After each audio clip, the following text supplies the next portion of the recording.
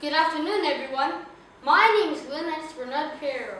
I'm from Vincent Marine Academy, and the title of my speech is Dreams They Come True by Manuel W. Dan Pacquiao. President Horvath and the other esteemed officials of the University of Oxford, distinguished members of the Oxford Union, other dignitaries in attendance, and ladies and gentlemen, good afternoon. I am the only 8-division world boxing champion in history, having won 11 major world titles, ranging from flyweight, which is an 8-stone limit, to super welterweight, which is an 11-stone limit. I have fought some of the best fighters in history, and yet I have to admit, as I stand before you, I am intimidated when I think of the kind of main event headliners who faced you over the years. Sir Winston Churchill, American Presidents Reagan, Nixon, and Carter, Mother Teresa, the Dalai Lama, and Sir Elton John. And here am I, Emmanuel W. Dan Pacquiao, standing before you. I'm just the equivalent of a sixth form education, an undisguised respect for what your group and university represent, and a pretty fair F-hook. When I received your gracious invitation, I asked myself, what could I talk about that would possibly interest you? What could Manny Pacquiao say that would be of any impact? Much more utility to the men and women who enjoy the highest standards of instruction at Oxford.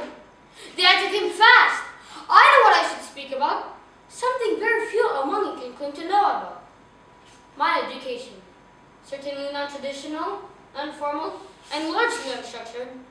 I'll call it my education in the Open University of Life. It is a matter of record that I only had traditional formal schooling until secondary school grade 12.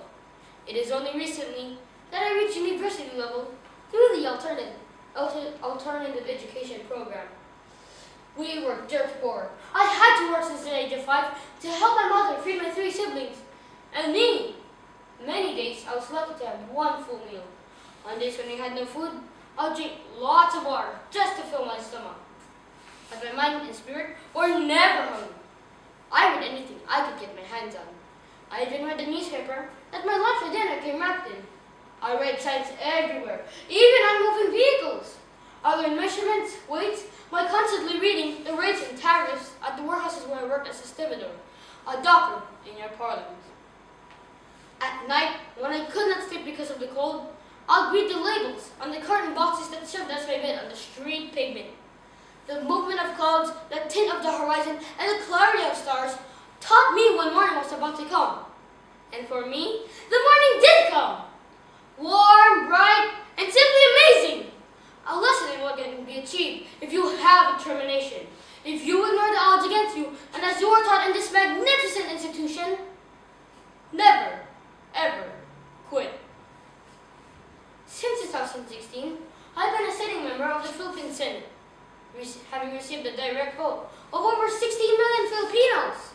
As such, I participate in debates that result in the passage of legislation, which determine the course of our country's history, and indirectly, the world's.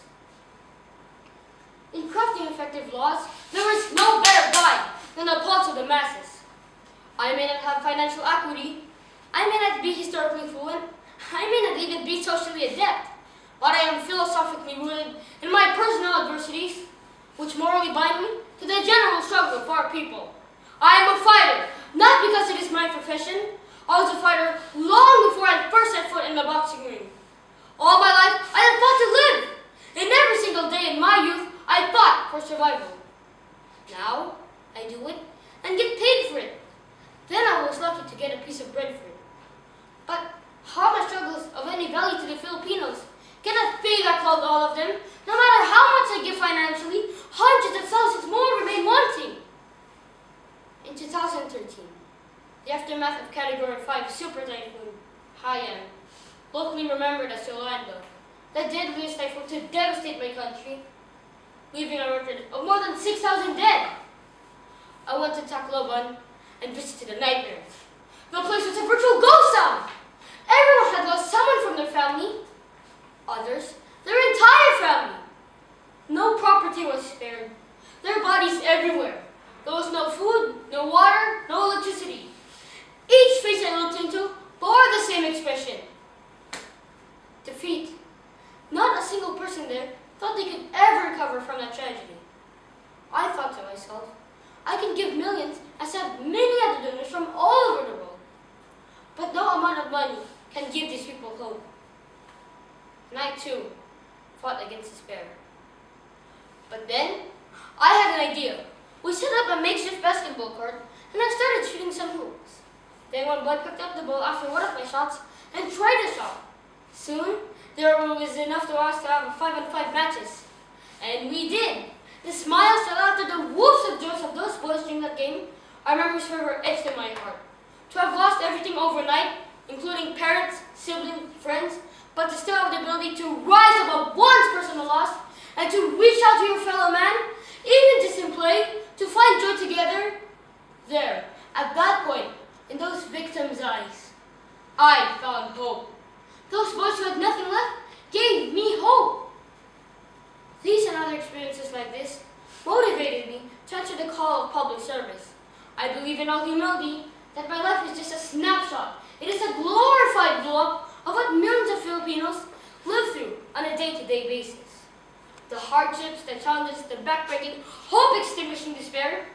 Yet, through the ashes of destruction, the Filipino always manages to rise up and fight another day. I believe that I was destined to serve as an inspiration for the average Filipino to fight, to rise above adversity, to conquer and defy, to embrace life in all its difficulties. Manny Pacquiao is the best fairy tale every Filipino could tell and retell to all generations to come. Manny Pacquiao's story is incredible, but true. Miracles do happen, dreams do come true. Being poor does not mean one must die poor. Hard work and persistence will set you free from the shackles of poverty. But it is fate that will take you to the very top. That is Manny Pacquiao's story. So I ask you, all of you, to never lose faith in what you can do as a human being. Believe in the loyalty of family and believe in the Almighty.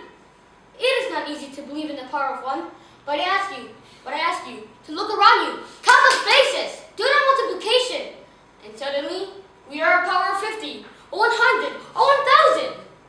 You, with your education, determination, and faith, you can change the world. Maraming salamat.